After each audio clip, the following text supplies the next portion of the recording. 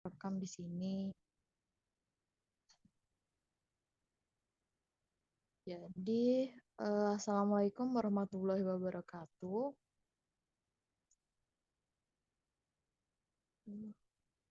Mana ya materi 4? Oh iya, bukan yang ini, salah. Kakak buka materinya dulu. Mana ya? Lupa lagi. Mana ya kemarin?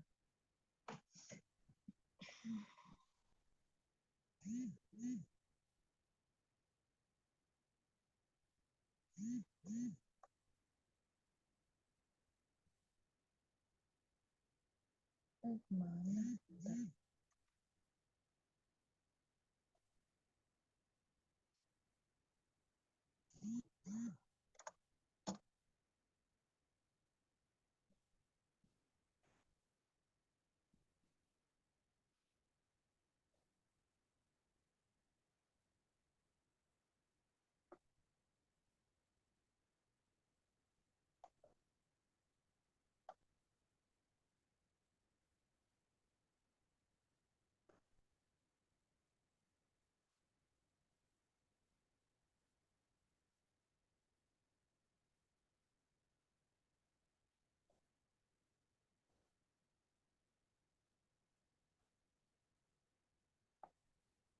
Oke, jadi hari ini kita masuk ke perusahaan dagang. Mungkin kita bahas secara teorinya dulu sebelum kita masuk ke transaksi. Karena kalau kita nggak tahu yang namanya apa ya kayak gini, apa sih ciri-ciri, kemudian ada syarat pembayaran, kemudian ada syarat fakturnya, kemudian ada lagi syarat penyerahan barang dagang. Nah, itu sebenarnya em, teori dalam perusahaan dagang, teori awal dalam perusahaan dagang sebelum kita menganalisis transaksi. Karena di bukti transaksi perusahaan dagang sendiri itu berbeda dengan perusahaan jasa karena biasanya ada apa ya? Ada syarat pembayarannya itu. Mana ya? Tunjukin dulu.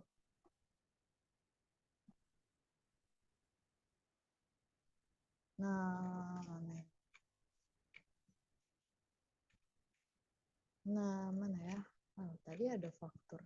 Nah, kayak gini, dia ada termin. Nah, termin ini menunjukkan kalau dia kredit.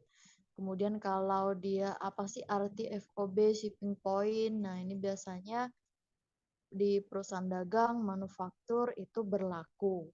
Nah, jadi kalian harus tahu dulu apa sih artinya sebelum kalian harus menganalisis transaksi nanti. Nah, di perusahaan dagang itu udah jelas ya perusahaannya yang kegiatan utamanya itu membeli dulu, kemudian menyimpan dan menjual kembali tanpa memberikan nilai tambah atau kita mengubah bentuknya. Jadi kita hanya menambahkan berapa sih nilai persentase laba kotor dari harga pokok yang kita beli sebelumnya. Jadi kita hanya fokus untuk menaikkan atau fokus untuk dalam menentukan berapa persentase laba yang harus kita capai untuk menentukan harga jualnya. Itu fokusnya dalam perusahaan dagang. Ciri-ciri transaksi dalam perusahaan dagang itu tentu pertama ada pembelian. Dia pembeliannya membeli barang dagangan baik dia secara tunai maupun kredit. Kalau dia kredit, maka udah pasti dia disebut sebagai utang dagang.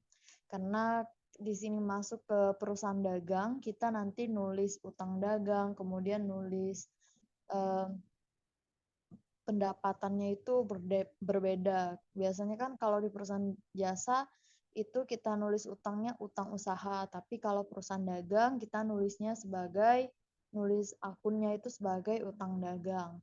Kemudian kalau dia menerima menerima pesanan. Kalau di perusahaan jasa dia nyebutnya sebagai pendapatan, kemudian kalau dia perusahaan dagang dia menulisnya sebagai penjualan gitu.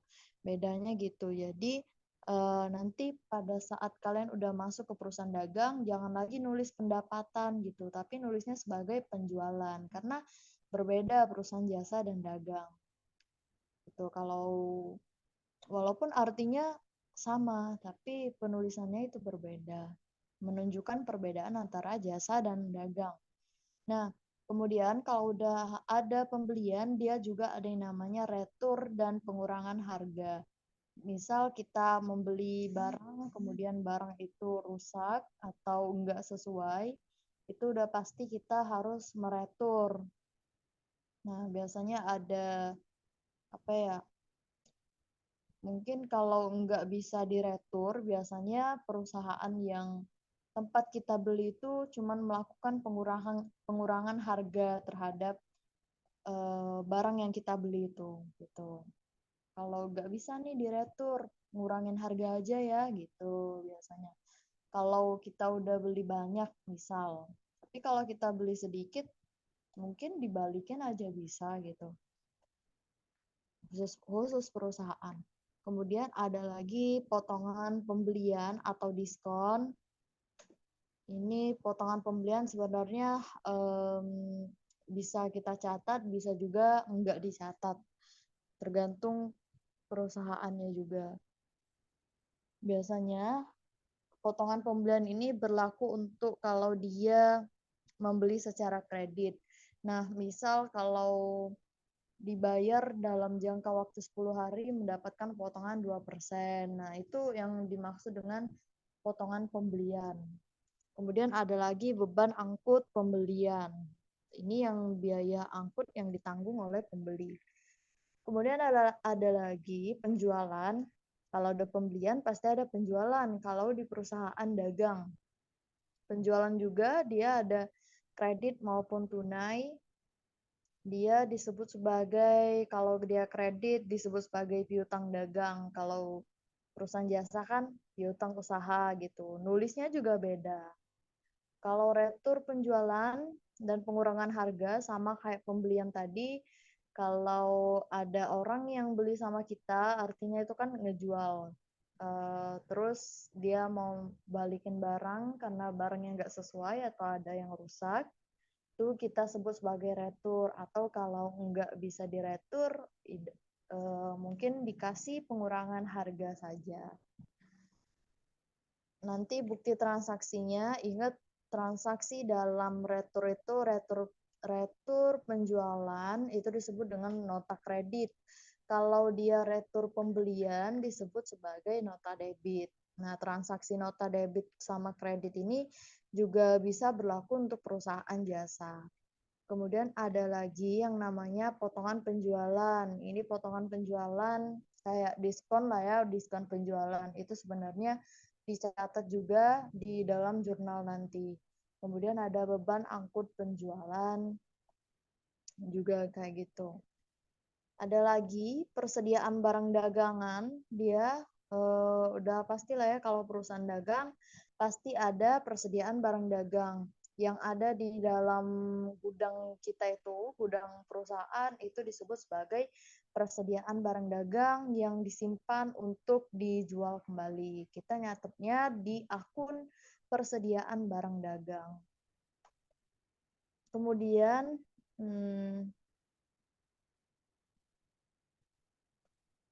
nah, sisa barang yang belum terjual ini dihitung nilainya dan akan dicatat pada akun persediaan barang dagang.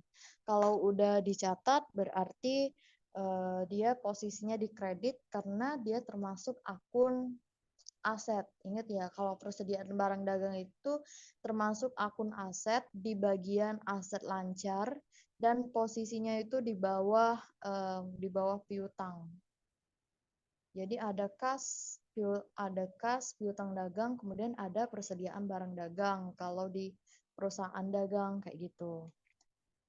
Nah, di dalam Terus lanjut lagi syarat pembayaran. Syarat pembayaran ini sebenarnya, berlaku untuk semua perusahaan, baik dia perusahaan jasa, dagang, maupun manufaktur. Syarat pembayaran ini dia ada secara cash, kemudian ada juga secara kredit. Kalau cash ya artinya dia tunai, artinya transaksi itu dilakukan pada saat terjadinya Mmm, jual beli saat itu, terjadinya transaksi saat itu juga, maka dia tunai. Kemudian kalau kredit, dia dikasih jangka waktu pembayaran atau jatuh temponya itu berapa. Baik dia dan dicantumkan di dalam syarat pembayaran kredit ini dicantumkan di dalam faktur atau bukti transaksi pembelian dan penjualan barang dagang. Kayak yang tadi, ya. Nah, kayak gini. Ini disebut dengan termin ini disebut dengan syarat pembayaran. Disebut dengan syarat pembayaran, dia ada 1/10 N/30 artinya dia secara kredit. Artinya apa? Nanti selanjutnya. Nah, di sini ada syarat di dalam syarat pembayaran kredit ini, dia ada syarat faktur. Syarat faktur ini jangka waktu dalam artian jangka waktu pelunasan dari barang tersebut. Kalau dia syarat N/30, itu artinya pembeli harus melunasi barang paling lambat 30 hari. Ingat ya, 30 hari setelah tanggal transaksi, bukan berarti dia 1 bulan. Oke, 1 bulan itu kan berbeda harinya, ada yang kalau Februari 28 atau 28, kemudian ada lagi yang 30, 31. Tapi kalau dia N/30 itu bukan berarti dia sebulan, tapi dia harus pure benar-benar 30 hari gitu. Kalau 2/10 N/30, 2/10 N/30 ini artinya pembeli nanti akan mendapatkan potongan 2%. Potongan 2% kalau dia melunasi harga barang paling lambat 10 hari. Jadi kalau kita memberikan kepada konsumen kita kredit gitu kan, terus kita kasih syarat faktur atau syarat termin pembayarannya itu adalah 2/10 N/30 artinya dia kalau melunasi barang dalam jangka waktu sampai 10 hari paling maksimal, dia mendapatkan potongan 2% gitu. Terus kalau lebih dari 10 hari sampai 30 hari dia nggak dapat potongan, tidak mendapatkan potongan. Terus kalau dia lebih dari 30 hari gimana Kak? Artinya perusahaan tersebut bisa saja memberikan denda atau bisa saja memberikan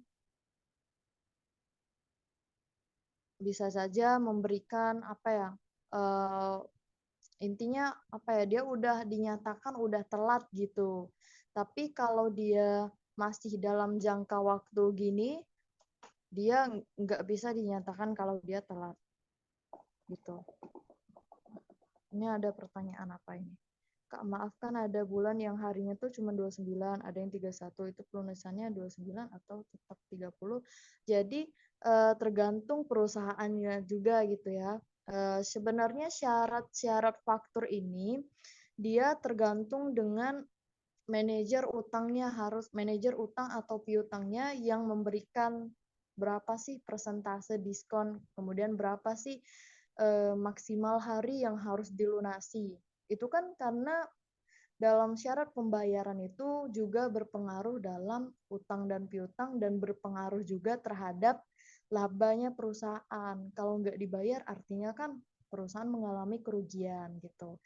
Ini dalam artian Kakak hanya memberikan contoh yang mungkin sering masuk gitu di dalam bukti-bukti transaksi nantinya. Kalau N/30, ya misal perusahaan memberikan jangka waktu misal 31 hari kayak yang Thomas tadi memberikan kan, tanya tadi, kemudian ada yang 29, iya nulisnya N/29, N/31 terserah. Atau mungkin perusahaan bisa ngasih waktu setengah bulan gitu, N/15 dalam 15 hari gitu. Kalau dia lebih dari 15 hari, artinya perusahaan terserah mau ngasih, berarti si konsumen udah dikenakan denda gitu. Jadi syarat faktur ini kita tuh hanya memberikan jangka waktu jatuh temponya itu berapa. Nah, kalau dosen kan biasanya ngasih, mungkin kalian dikasih buku ijo itu ya, buku ijo yang akuntansi keuangan pengantar itu, atau ya akuntansi apalah itulah. Nah, di situ ada soal mengenai syarat pembayaran itu, syarat N/30, 2/10 N/30, kemudian ada yang ini tadi, selanjutnya nanti kakak jelasin. Nah, biasanya itu bukan dikasih nominal, bukan dikasih soal transaksi kayak jurnal itu bukan. Di soal itu kalian itu dikasih tanggal. Jadi tanggal berapakah dia harus melunasi gitu. Berapa sih? Dan biasanya itu muncul di soal-soal yang teori. Tanggal berapa dia melunasi? Kalau dia syarat pembayarannya N/30. Berapa sih potongan kalau dia berapa sih potongan penjualan kalau dia melunasi dalam paling lambat 10 hari gitu. Terus nah di sini ingat ya, kalau 2/10 kalau dia melunasi dalam jangka waktu 10 hari, berarti dia mendapatkan potongan 2%. Kalau lebih dari 10 hari sampai 30 hari, dia nggak mendapatkan potongan apa-apa. Terus kalau dia lebih dari 30 hari, maka ya sudah, dia dikenakan denda gitu. Terus ada lagi syarat EOM ini artinya end of month. Jadi end of month ini kalau bulan itu month, iya ya, month. Akhir bulan. Syaratnya ini dalam jangka waktu akhir bulan. Jadi mau dia tanggal berapapun, misal transaksinya itu dia belinya tanggal 15 dan dikasih jangka waktu sampai akhir bulan. Artinya akhir bulan itu entah 30, 31 atau 29 atau juga bisa jadi 28, tergantung bulannya di situ. Gitu. Kalau syarat EOM ini dia paling lambat akhir bulan, bukan berarti dia harus 1 bulan gitu, bukan, tapi dia akhir bulan. Walaupun transaksinya tanggal 20, dia paling lambat harus melunasi akhir bulan. Walaupun transaksinya tanggal 25, dia paling lambat harus melunasi akhir bulan itulah gitu. Kalau misal transaksinya tanggal 25 Januari, maka dia melunasi tanggal 31 Januari gitu. Kalau end of month gitu. Beda dengan yang kayak tadi N/30, dia dikasih jangka waktu 30 hari. Kalau dia transaksinya tanggal 15 Januari, berarti tanggal 16 Februari dia harus melunasi. Kemudian ada syarat 2/15, ini ada komanya seharusnya, 2/15, end of month. Kalau dia dia melakukan pembayaran dalam jangka waktu 15 hari, maka dia akan mendapatkan potongan 2%. Atau terserah sih dengan perusahaannya harus mendapatkan potongan itu dalam artian potongan ini potongan pembelian kah atau potongan penjualan gitu kan. Dan potongan 2% ini berlaku untuk penjualan kredit saja. Dalam jangka waktu 15 hari, pas 15 hari, maka dia mendapatkan potongan 2%. Kemudian kalau dia lebih dari 15 hari, maka pembayaran itu selambat-lambatnya akhir bulan gitu, akhir bulan. Maka kalau dia misal transaksinya itu tanggal 1 Januari, maka kalau dia bayar tanggal 14 Januari dapat 2%. Terus kalau dia lewat dari tanggal 15 Januari tadi, artinya dia harus melunasi paling lambat 31 Januari gitu. Nanti di soal itu yang ditanyain bukan nominal, tapi dia nanyain tanggal berapa gitu. Sama aja ya Kak dengan, oh beda, kalau end of month itu akhir bulan. Akhir bulan, mau dia tanggal, misal transaksi penjualan atau pembelian itu tanggal 15 Januari, artinya ya udah akhir bulan, namanya juga end of month, dia akhir bulan, paling lambat akhir bulan, dalam artian dia nggak memandang tanggal berapapun transaksi itu, yang penting harus dibayar akhir bulan. Beda dengan yang N/30 itu dia melunasi paling lambat 30 hari. Jadi kalau dia tanggal 15 Januari tadi, dia paling lambat tanggal 15 Februari. Tapi kalau dia menggunakan syarat end of month, kalau dia tanggal transaksinya itu 15 Januari, artinya tanggal 31 Januari atau akhir bulan, ya akhir bulan lah ya, itu harus dilunasi. Jadi akhir bulan itu nggak mandang berapa hari jangka waktunya, yang penting dilunasi akhir bulan gitu. Biasanya kan akhir bulan itu banyak orang yang gajian gitu kan. Entah saja dia tanggal 25 itu dia mulai kredit. Nah, akhir bulan itulah biasanya udah ditembak harus benar-benar bayar. Kalau nggak akhir bulan artinya udah dikenakan denda gitu. Oke.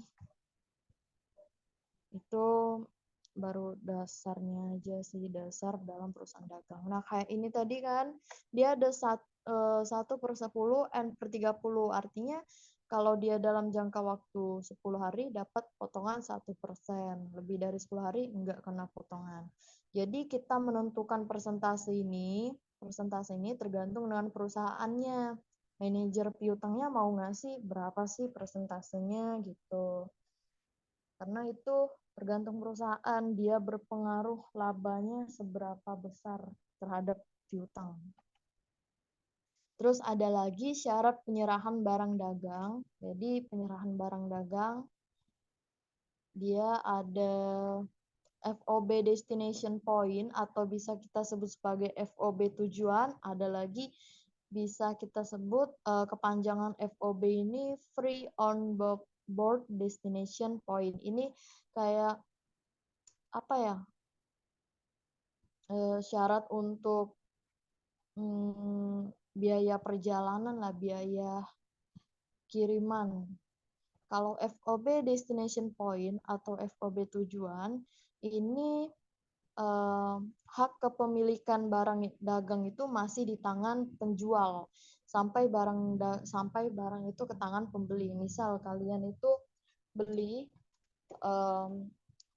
barang di Shopee. Biasanya di Shopee itu tulisannya shipping point sih, karena barang yang udah di packing kemudian masih di perjalanan, kan masih di perjalanan kurir untuk sampai ke Palembang itu, dari misal kalian beli di Jakarta, terus kalian di Palembang kan, terus selama perjalanan itu biasanya di Shopee, transaksi Shopee itu dia menggunakan FOB shipping point, karena kepemilikan barang dagang kalian itu udah jadi tanggung jawab pembeli, jadi tanggung jawab kita. Makanya terkadang toko-toko di Shopee itu dia nggak bisa menerima retur, karena dia sudah di perusahaannya itu udah menerapkan kebijakan dia FOB shipping point untuk penyerahan barangnya itu. Jadi mau kalian komplain apapun itu biasanya nggak bisa direspon untuk melakukan retur, karena mereka udah menerapkan kebijakan shipping point. Kecuali ada yang benar-benar biasanya Shopee jarang sih, tapi anggaplah misalnya Shopee itu menerapkan dia FOB destination point atau tujuan. Jadi kepemilikan barang dagang itu sampai ke Palembang, jadi selama di perjalanan itu masih tanggung jawab penjual. Mau barangnya itu pecah kah atau barangnya rusak, itu masih tanggung jawab penjual. Mau kalian udah bayar kah, mau belum kah, masih tanggung jawab penjual. Itu disebut dengan FOB destination point. Beda dengan shipping point. Jadi kalau masih di perjalanan, itu tanggung jawabnya kita. Jadi pada saat kita mengakui persediaan barang dagang, kalau si perusahaan menganggap menerapkan FOB destination point atau FOB tujuan, artinya persediaan barang dagang itu belum bisa diakui. Misal kalian beli barang dari Jakarta, kemudian udah bayar lunas gitu. Boleh gak sih kita boleh gak sih kita mencatatnya langsung gitu di jurnal, karena kan kita udah bayar di tanggal itu, maupun dia piutang, anggaplah misalnya kita beli kredit gitu kan, boleh gak sih kita mengakuinya sebagai, maksudnya dalam artian udah dicatat di jurnal gitu, karena kan kita udah deal melakukan transaksi pembelian barang dagang tadi. Kalau FOB destination point tadi nggak boleh gitu, nggak boleh langsung dicatat, ke jurnal atas pembelian persediaan barang dagang itu, karena perusahaan menerapkan destination point, karena di selama perjalanan itu barang itu masih diakui barang itu masih milik penjual, bukan si pembeli gitu. Gitu. Walaupun kita udah melakukan transaksi gitu kan. Walaupun udah deal, kalau FOB destination point, dia mulai dari gudang penjual itu sampai ke gudang pembeli, sampai masih di perjalanan, itu masih milik penjual. Jadi kita nggak boleh mengakui itu, nggak boleh mencatat duluan di jurnal sebagai persediaan barang dagang kita. Gitu. Kapan bisa mengakui sebagai persediaan barang dagang kalau dia menerapkan FOB destination point? Dia ketika barang itu sudah sampai di tangan kita, ketika barang itu sudah sampai ke gudang pembeli, gudang kita, gitu. Baru kita mencatatnya sebagai persediaan barang dagang. Jadi selama di perjalanan atau selama udah dikeluarin dari gudang penjual, itu nggak boleh kita mengakui sebagai persediaan barang dagang. Tapi beda kalau shipping point. Shipping point, walaupun barang itu masih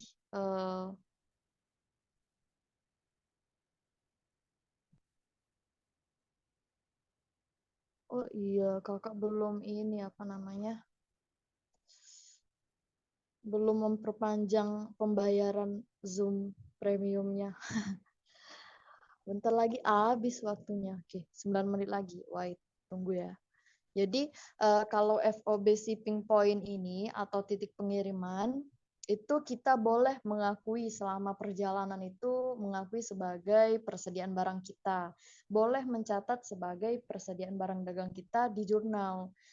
Udah keluar nih, udah di packing, kemudian tertulis misal di Shopee itu sudah melakukan pengiriman, maka boleh kita mencatat sebagai persediaan barang dagang pada kas atau persediaan barang dagang pada utang dagang. Kalau kita ngutang gitu kan, boleh.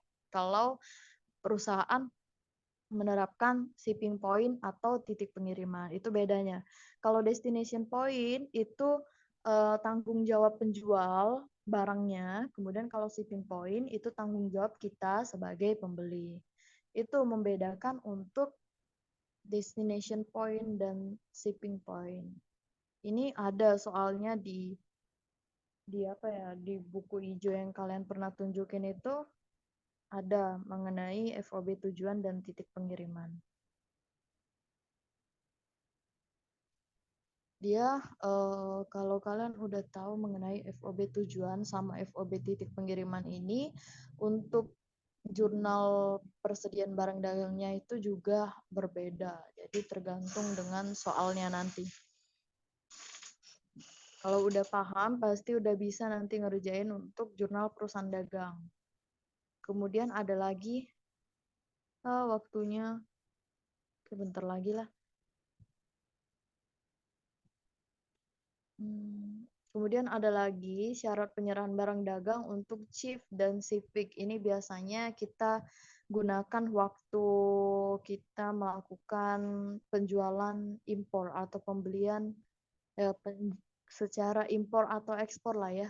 Baru dia gunain chief sama civic. Biasanya kalau di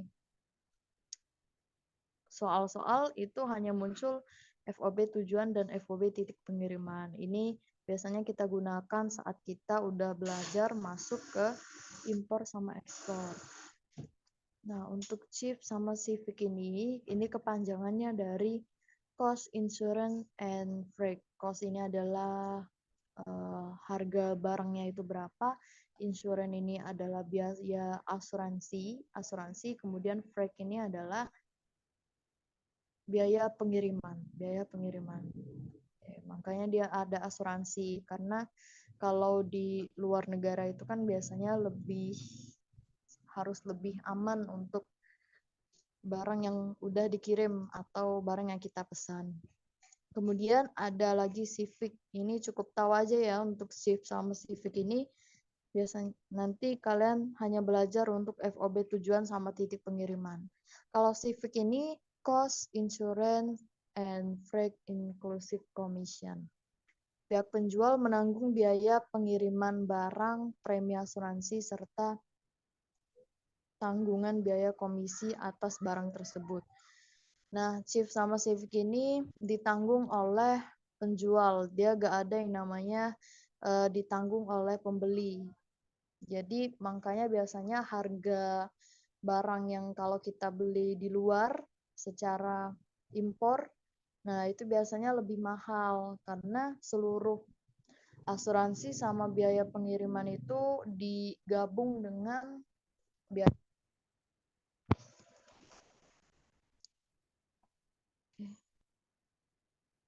Oke, waktunya bentar lagi ini waktu Zoom-nya. Kakak stop dulu sampai sini, nanti kakak kirim link Zoom yang baru, oke? Boleh keluar dulu.